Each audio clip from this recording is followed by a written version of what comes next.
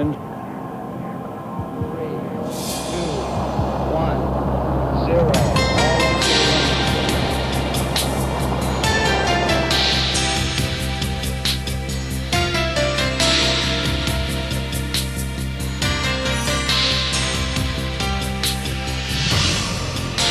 It's one small step for man. A mission that will herald a new day of international cooperation in space.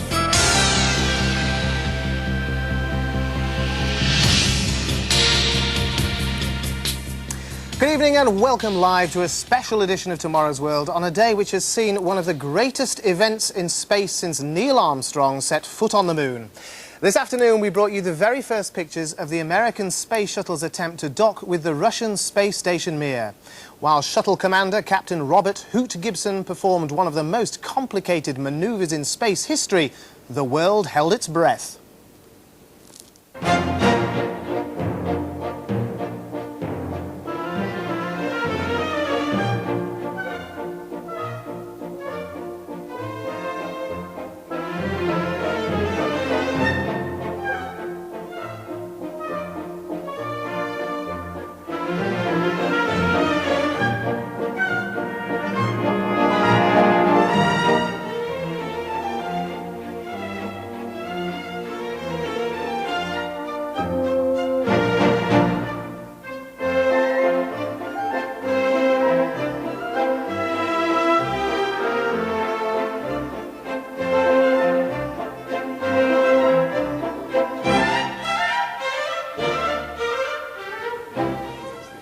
What a team photo, and tonight we'll be looking back at those remarkable pictures and discussing them with our international team of experts here in the studio, amongst them Helen Sharman, the first Briton in space, and Alexei Leonov, who was the first man ever to walk in space. And between this illustrious team, they've spent more than 500 days in space, we worked out earlier. Well, also, we have a live link with Houston, where we can now talk to Michael Foale, the only Briton to have flown on board the Space Shuttle. Michael, welcome. We've been watching some spectacular events in space today, but what's the significance for NASA of the successful docking, especially because NASA is facing, what, a 30% budget cut and also a huge layoff in staff? Well, it was very important for NASA today, and I think it was a very successful day. Hoot Gibson made it look extremely easy. It depends on how you look at it. If you're well trained, it is easy, and his crew's done a superb job today. It's only the beginning, though, of a series of flights in conjunction with the Russian Mir space station that will lead us on into the next century, when the whole world will build up an international endeavor in orbit that I hope will lead on to the moon and eventually Mars. Now, you were in the rehearsal in February that got to within 30 feet of the Mir station. Could you have done that docking today? Yes, I think so.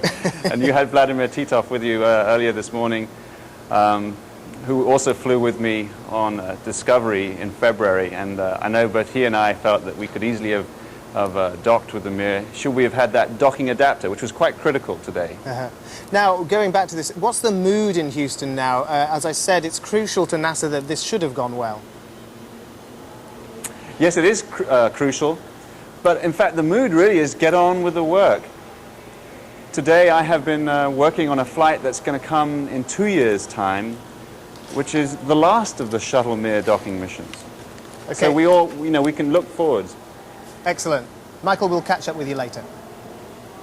Well, tonight, if you have any questions, then do phone us on 0181 811 1066. There it is on your screen. And you can also fax us on 0181 740 8607 or 8608. We're waiting for those calls. And if you're on the internet, our email address is tw@bbcnc.org.uk. Well, to answer your questions, we have a distinguished international team of space explorers here, including the first Briton in space, Helen Sharman, who spent 6 days on board Mir, and Colonel Vladimir Titov, one of only 3 people to have flown on both the Shuttle and Mir. Colonel Titov, you just heard Mike Foale, an old friend and flying partner of yours, talk about the significance of what today has meant for America and NASA. What about what it means for Russia? It's the same way. It's very important investment for us because it's maybe first step for experience for assembly new International Space Station. It's very important for experience for pilots, for mission specialists, for everybody, for engineers, designers. It's important day. It's been a historical day for Yes, both exactly. sides. Helen, it's been a great day in space. We've seen some magical moments already. But what has it meant for all the cosmonauts and astronauts involved? I think today is just really the culmination of so much training. And it really will be just going through the motions. The difference is, of course, today that if something goes wrong, it's not just a simulator exam that they're going to fail, it's their lives at risk. But if it goes right, as it has done, then it's not just a pat on the back, but they've got that handshake and they move through and they really say hello to each other. But of course it was a perfect textbook docking, wasn't it? You couldn't have hoped for better. Oh, superb. I mean, they closed in so slowly. There was hardly any bumps. What I expected much more movement of the space shuttle and the space station relative to each other, but that didn't happen, and it really did look superb. Did that actually happen on your Soyuz Ours mission? was a little more bumpy. We closed in a little faster, but then, I mean, there were completely different situations. We had to manually go towards the space station as Gibson did today. Ours should have happened automatically, so ours was a little different situation. And of course, the shuttle is quite a different vehicle from the Soyuz craft. Because we've heard Mike Foale and Vladimir Titov saying how important it's been for the space program for both countries. I mean, this is the step forward now, isn't it, to a new future in space exploration? I mean, this really is exciting because it's not just a show of what can be done. We're actually doing experimental work in space together. We're discovering things that we just couldn't discover on Earth. And the international collaboration means that we can go on doing this year in, year out, and eventually have our International Space Station together for the benefit of everybody on the world. Good. Well, as Helen said, it was textbook stuff, today, and it looks, hopefully, as though this Atlantis mission will transform the future of space exploration. But we have to remember, although Hugh Gibson made it look easy, there was nothing easy about this mission, even from the very start. 4 days. For 4 days, the space shuttle Atlantis was stood waiting on the launch pad. 12. Eventually, the weather cleared. T-minus 10, 9, 8, 7, 6, 5. We have 3 main engines up and running. 2, 1, and liftoff of the Space Shuttle Atlantis on a mission that will herald a new day of international cooperation in space. Houston now controlling. NASA's 100th manned mission was underway. Roger, roll, Atlantis. Atlantis is completing a roll maneuver as the vehicle turns into a heads-down position on course for 161 knots. What a wonderful sight. I'd love to see that live one day. Vance Brand, you're a shuttle commander. In order to rendezvous with the Mir space station, that launch was critical, wasn't it? How different is that launch to a normal one? Well, the main thing is that the launch window, which is the time that the shuttle is allowed to launch, is very short, 5 to 10 minutes. Reason for that is, first, the shuttle must, as we say, be in plane with the MIR. That is, the MIR only crosses over where the shuttle launches a couple of times a day. So you have to launch in sync with that. You have to not spend too much propellant, so that says that you're limited. And there's a desire to dock over the state of, over Russia. Right. And so these are all constraints that bring the window down. But even within that window, if you take off at certain points within that window, that makes a difference to the day even when the two might be able to dock. That's true. In some cases, had the shuttle launched late in the window, it would have added an extra day of rendezvous in order to not use too much propellant. Yeah, excellent. Well, as you saw, it did get off the grounds, and after orbiting the Earth for 40 hours, the shuttle did manage to catch up with the space station Mir. And the task, let's remind ourselves, was to dock 2 100-ton spacecraft orbiting 200 miles above the Earth at 17,500 miles an hour. So let's have a look at what should happen in theory. And this is there's a computer simulation here. What's that there, the red, the orange thing? That's the orbiter payload and the payload bay, and the orange part is the docking system, which is used to actually mate the two spacecraft together. And at the back there is Space Hab, and that's usually at where the docking system is, isn't it? Yeah, that's right. And the crew can see through windows up at the right-hand part or in the front of the vehicle. And here it's using thrusters that, importantly, are pointing away from MIR. That's correct. It's desired as much as possible not to fire rocket engines toward these large solar panels that you see on MIR. They act like sails. They get blown around. So that's the reason. Now, it looks on the computer simulation there that it's coming in quite quickly, but now this is important. There's a target there, isn't it? Explain that. That's right. On the shuttle side, we have a TV camera looking up through the center at a target, and Hoot uses that to keep himself centered. Right. And finally, that's the moment that they call soft docking, and it's perfection. That's what happens in the perfect world of computer graphics. So let's see what really happened during the events of today.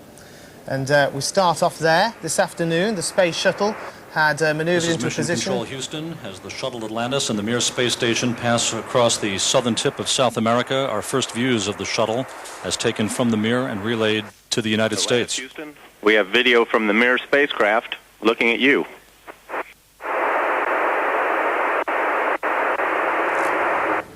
And it's at, 270 feet directly below the space station there. Now, the R-bar, the approach is important, isn't it? The Earth is below the shuttle. Why is that important? We have two types of approaches. One is to come in at the same altitude, and that's called V-bar. R-bar is to come up from below. If you can imagine a line drawn from the center of the Earth up to the target vehicle, the MIR, where the shuttle follows that line in the first or the last few hundred feet. Reason is to save fuel, and because of orbital mechanics, the shuttle has a natural slowing down tendency if it comes from below. What are we looking at there? Sorry to interrupt, but let's have a look at those pictures. Is that the docking system? Yes. We're looking down into the shuttle payload bay from MIR. Now looking back at Space Hab. The point you were making is that it actually uses the Earth's gravitation to slow down, doesn't it? That's right. That's a beneficial effect, which it means that if Hoot never put any thrusting in to get to MIR, it would eventually slow down and stop. Right.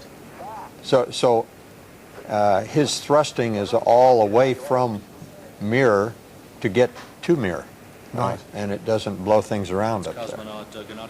Well, the shuttle commander has all the work to do there. What are the cosmonauts doing on MIR, meanwhile? The two spacecraft are emerging into daylight.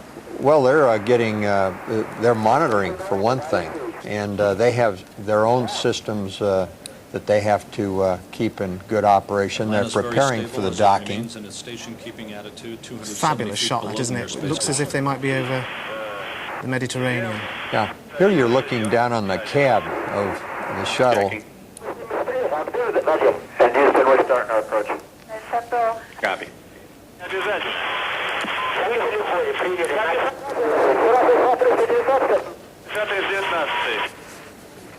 Atlantis now has initiated its final approach to the Mir space station. Commander Hoot Gibson and pilot Charlie Precourt flying Atlantis from the aft flight deck of the orbiter, initiating an approach at 0.4 of a foot per second, which will slow to 0.1 of a foot per second as the shuttle nears the 30-foot mark. Houston, we started the approach. Copy. And there's a shot of Mission Control. Wonderful pictures. I could watch those all day. By the way, we asked you earlier to send in questions by fax, by phone, by internet, and you've been doing that. I've got an interesting question for you from Ben Jones of Brighton, who asks, could the shuttle knock MIR out of its orbit if the shuttle came in and docked too quickly? Practically speaking, no. It requires a slowdown of MIR of several hundred feet per second for it to actually dip down into the atmosphere. The shuttle and the MIR come together at 0.1 of a foot per second, so you're not even talking about the same kind of speed as far as the orbit requirement. If it did come in that fast, it would be a rather catastrophic event, wouldn't it? It really would. The real limit is structure on both the shuttle side and the MIR side. If they bang together too fast, why, it'll break something.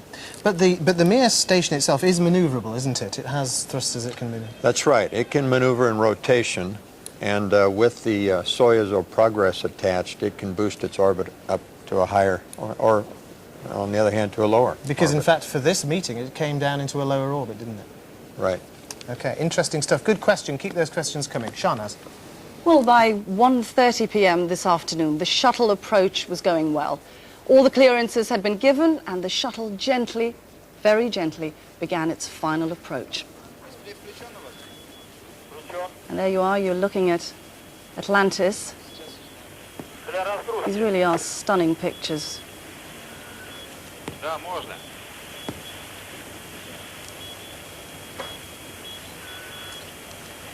And there's the shot of MIR. Helen, if I can bring you in here. How does Captain Hoot Gibson know in what direction to actually go? I mean, is there an antenna or laser to guide him towards this space station? Oh, of course, there are a number of things. He can actually see physically what's going on. But yes, he has a laser in the final few feet. A laser mechanism will actually, you can see them on board the station there waving. Who are we I think looking that's at? actually on board the shuttle, is it not? Is that Captain Hoot Gibson there? It's difficult to see It who is the these shuttle. people are, It but is that's the the shuttle, yes. Starts with a wave and ends with a handshake, eh? Now, what are we looking at there? The docking That's the mechanism? docking mechanism on board Atlantis, that's right. That's the active part of the mechanism. The space station here, the MIR station, is completely passive in this role, so really just stays as still as possibly they can, and all the active parts, all the moving parts come from the shuttle. It's quite important, isn't it, that the docking mechanism was designed by the Russians? Well, the Russians, of course, have had much experience. I mean, you see there that mechanism right in the middle of the payload bay there. But yes, they've had much experience. Soyuz craft, Progress supply ships docked to the Mir space station every 2 months or so. So yes, they've lots of experience. Now, you docked with Mir, but in a Soyuz, and Soyuz does it all the time because it was meant to, but a shuttle never was meant to. What are the differences? Well, of course, the shuttle is huge. The mass of the space shuttle is much, much bigger than the mass of a Soyuz craft. And also the actual docking mechanism is not right in the middle as it is in the Soyuz, so they have different sort of centre of mass problems there as well. Let me just quickly bring in Colonel Titov here. What are we looking at there now? This is radar. This is antenna of space shuttle radar. So it's a radar? Yes. And we use this antenna during the approach, during the rendezvous for a long distance. And final approach, proximity distance, we use the lasers. As I said, stunning pictures there, and our phones and faxes are quite hot, Helen. We're going to take a viewer's question there, one for you. And Ellis Strange from London wants to know, when the docking does occur and the spacecraft shakes, is it true that the astronauts get space sick? Actually, I've had that question asked me many times. Half of all astronauts is actually sick in space, and it's to do with the balance mechanism in the ear not understanding up and down anymore. And it's the same kind of motion sickness that you get on Earth, I mean seasickness, and you do actually feel physically ill, but it's nothing to do with actually the banging together of the spacecraft. I mean, that in many respects will make them feel a bit better, perhaps. But how long does it last for? It would last a few days, depending on how susceptible you are, and of course not all astronauts are. I wasn't sick, and neither are half of them, but again, half is. Is that something that's tested actually during training? I mean, are you better for not being space sick, prone to it? It's interesting. The Russians will say that if you're not susceptible to motion sickness on Earth, if you're often not car sick, seasick, then you're less likely to be sick in space. But the Americans don't seem to think that there's such a clear correlation, so they don't do so much testing and training. Helen, thanks. Well, Howard, there we are. Something interesting. I've learnt something anyway today. I'm sure I'd be sick as a dog. I really do. Anyway, after final checks of both spacecraft, at 7 minutes to 2 this afternoon, the go-ahead was given for Hoot Gibson to begin the delicate docking approach. Houston, Atlantis, we're stopped at about the 30-foot station keeping point, and we're seeing essentially a 0.3 degree flyout in a couple of the axes, but that's about it. And the flyout referred to by Commander Hoot Gibson refers to the The degree of misalignment at the moment between the two docking mechanisms, but 0.3 of a degree is next to nothing, meaning that Hoot Gibson has placed Atlantis right down the pike, right in the center of the corridor required to complete the final phase of this approach. COE in 2 minutes, pick you back up at That's 0.3 of a degree out. That's phenomenal flying, isn't it? Yes, it is. And Hoot is a good pilot. He's had a lot of experience, but also the shuttle has an excellent control capability. You can be very precise. How difficult is it at this stage for Hoot Gibson approaching, what, 30 feet away? I think probably for Hoot it's not too difficult now. He, as I say, he's been trained so much. But he has to, if there are any deviations, he has to get on them very quickly. It's an interesting point. I mean, how many times do you think he would have rehearsed this on Earth? Probably hundreds of times. I haven't asked him, but typically. We're looking in through the windows there, and I think that's the camera obviously on MIR having a look to see whether anybody's peering out of the windows. No sign of anybody just then. Hoot would be looking out the right-hand window. Right. And then there's somebody else with a laser rangefinder, is that right? That's right. We can get range and closing velocity with a laser system, which is very accurate, very good. You're looking at the docking system there. Now, this is what they call an androgynous system, isn't it? Explain what that is. That means that where you have two docking systems coming together, one on each spacecraft, they're similar. In the past, we've had other types where one part was a drogue, as we called it, or a probe-looking device that went into a drogue, which was a receiver. Is it true that they didn't want to have that sort of male-female system because the Russians and the Americans couldn't decide who would be the male and who would be the female? That may be. I'm not sure about that. I know, though, that there was a strong desire to be able to put that kind of a system on spacecraft that any country might have and use it for rescue, and having similar systems helped. We're looking here at two excellent shots of the docking procedure, a matter of feet away. Mike Foale in Houston, we're looking at these pictures of the docking coming together. What is happening on Atlantis? Apart from Hoot Gibson, what are the rest of the team doing? Can you hear me, Mike? I'm hearing stuff. Yeah, I can hear you loud and clear. Okay, at the approach with just a few feet to go, Hoot Gibson's concentrating very hard. What are the rest of the team doing? Well, on board the shuttle, it's fairly quiet. Most people are doing exactly what they've trained to do, and there's not too much joking. It's not miserable in any way, but there's a certain tension, and that's because you've only been in space 3 or 4 days, and you have a job to do, and you've been very focused on it for a long time up to this moment. On the MIR, on the other hand, it's quite different. Those people have been in space for a long time, and you're the new thing on their horizon, and they're very excited. And there's an interesting contrast between the shuttle cabin, where people are just getting on with their job, and then what you hear on the VHF radio coming from the MIR. And there, as you heard maybe today, Russian music, you hear people laughing and chattering, and there's much less what we call communications discipline going on. So it really shows the difference in the time that the two craft have been in space. The shuttle has only just come into space, and they're a little bit uptight.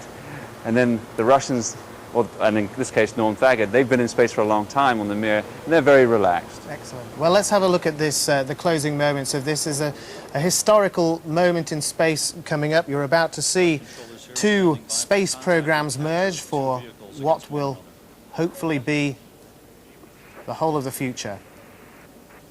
It's a big moment, this, isn't it, Vance? Yes, it is. At the top, you see the MIR coming down with its solar panels, docking system at the bottom. On the bottom is the shuttle docking system. Its docking ring is extended. In the active mode, it has pedals. The pedals on each side come together to ensure good alignment at the instant of docking. They're only... and that's the moment there. Right. Bingo. And a good shudder. Which is normal.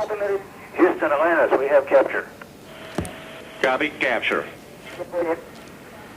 And that's the point at which two space programs now merge and a bright future ahead? I would say so. I'd say we're off to an excellent start. And, you know, it's a long program, require a lot of concentration on the American and the Russian side, but I have no doubt that everyone will pull it off successfully. It's a fantastic shot that Alexei Leonov described that earlier on as a samurai warrior in space. It looks rather that way as well. A truly historic moment, and as I said, the end of the space race, the beginning of a new era in space cooperation. Let's go back to Michael Foale in Houston. Oh, well, let's have a look at these pictures, actually, before we do that, because this is where we see faces. Now, that's Norm... That's Hoot Gibson, isn't it? This television view from the Mir space station showing Mir 19 cosmonauts Anatoly Solovyev and Nikolai Budarin waving out the windows. Here we see you guys smiling in the window.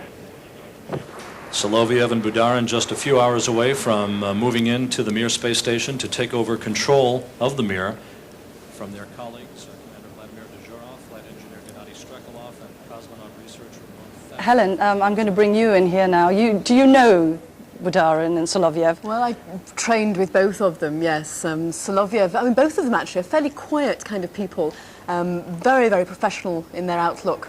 But I can imagine we'll work well together. It's Budarin's first time in space, of course, so everything is quite new for him. Look, it seems to be getting darker, Helen.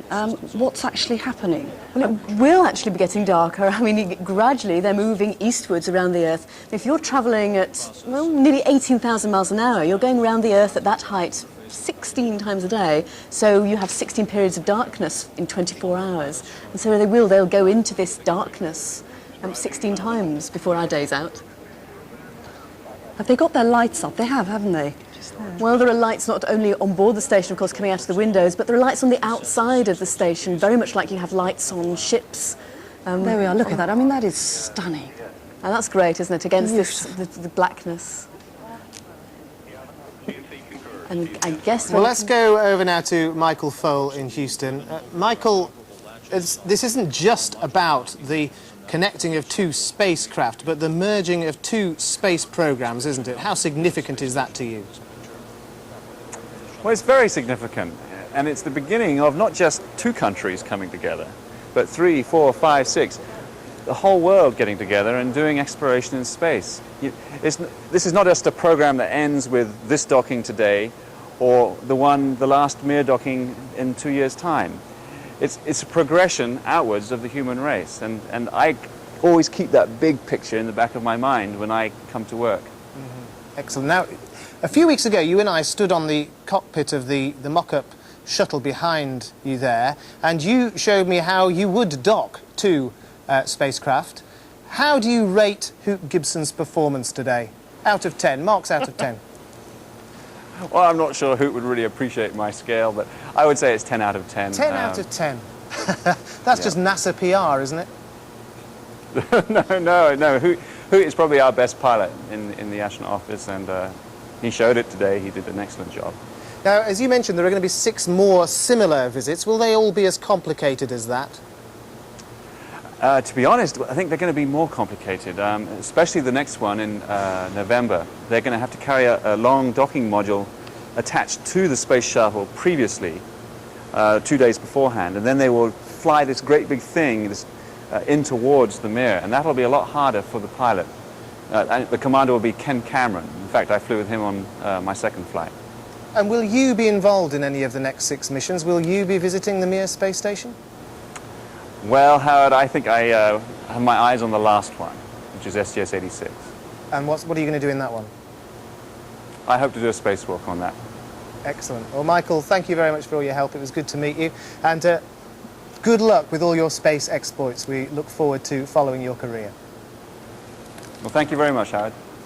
Indeed, Patrick Moore, as we were just looking at the pictures of the docked Mir and Atlantis, the hugest, biggest space structure in history. It's time to bring in another viewer's question, and it's from an A. Williams. We don't really know where he's calling from because he hasn't told us, but he says, isn't it true that the bigger they build spacecraft, the more likely it is that they will be hit by space debris. Yes, obviously it is. I mean, the bigger the area you've got, the more chance you've got of being hit. But you've got to remember there are two kinds of impact, natural and artificial. I mean, the space station is being bombarded all the time with very small particles, and they're not doing any damage. You can cope with that all right. And the number of large, comparatively large natural bodies in the space, meteoroids, is not very great. And although you can't rule it out, the chances of being hit by a meteoroid are very, very slight. I think there's more chance of being hit by a piece of our own space junk. There's quite a lot of space junk up there. And again, the chances are not very high, I'm glad to say, but you can't absolutely rule it out. So there is a danger there, and clearly, the larger your station, the greater the chances. Helen, you're having a good old giggle there. Well, it's something that, of course, you learn to cope with if there's a problem. And we have all of our emergency training. If you have a hole blasted in your spacecraft, you know how to get quickly into your Soyuz return vehicle and get out of there. It's part of the safety training. It's very, very important part of the safety training. And there's a number of different ways in which we can actually evacuate the spacecraft, yes. Well, there we are, A. Williams. I hope that satisfies you. MIR and the shuttle were finally docked. The most crucial part of the mission had been completed. But now there was a 90-minute wait before the hatch between Atlantis and MIR could be opened. Now, at this point, it's worth reflecting that cosmonauts and astronauts have met in space before. This is, in fact, the second time the Americans and the Russians have linked up in space. 20 years ago, in the middle of the Cold War, there were hopes for a collaboration between the two great spacefaring nations. Back then, two of our guests here today greeted each other in space. 1972, and the Cold War is interrupted by a brief moment of cooperation as an agreement for an ambitious joint mission is signed.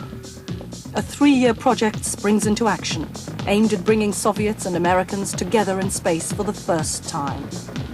Flying the flag for the Americans are Commander Tom Stafford, Vance Brand, and Donald K. Deke Slayton. Alexei Leonov heads the cosmonaut contingent, accompanied by Valery Kubasov. 15th July 1975. Everything's ready, and Leonov's crew are launched into space on the Soyuz rocket. Then it's the turn of the Americans as Apollo heads for the rendezvous. 48 hours later, as both craft pass over Portugal, it's crunch time. 3 meters, 1 minute, contact. Good show.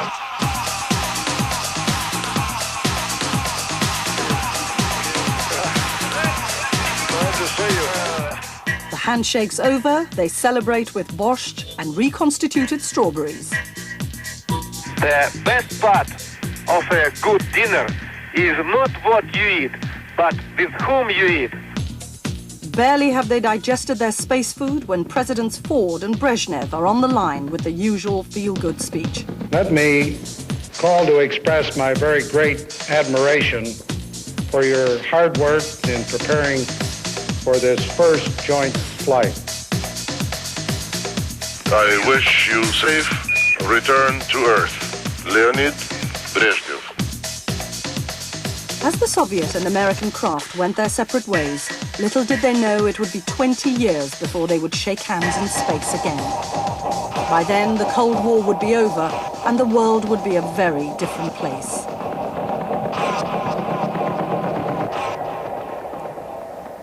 Well, that certainly brought the memories come flooding back to the gentlemen on my immediate left and right. They were mentioned, and you might well have recognised them there. Vance Brand and Alexei Leonov, who are in those pictures, because they were indeed part of that historic Soyuz link-up.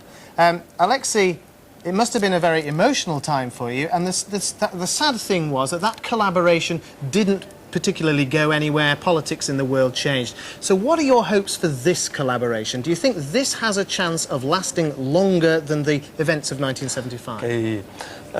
I remember 1970 year was the top of very bad relations between Soviet Union and say United States. But many people understand very dangerous situation in the world. But many clever people understand we are going to change our relations, especially between Soviet Union and America. President Nixon and Premier Kosygin, President NASA Fletcher, and President of Academy, Russian Academy scientist, Keldysh, Mr. Keldysh, did a signature of our future cooperation in space.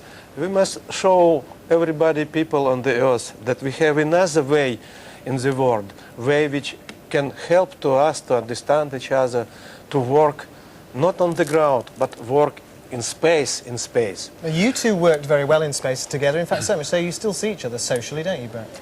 Oh, yes. I think we get together every year or two, somewhere in the world, or more often somewhere in the United States, at a conference, perhaps, something like that. Now, what about this collaboration now, the way forward for space programs? They've merged. Do you see this being the way forward and being long-term now?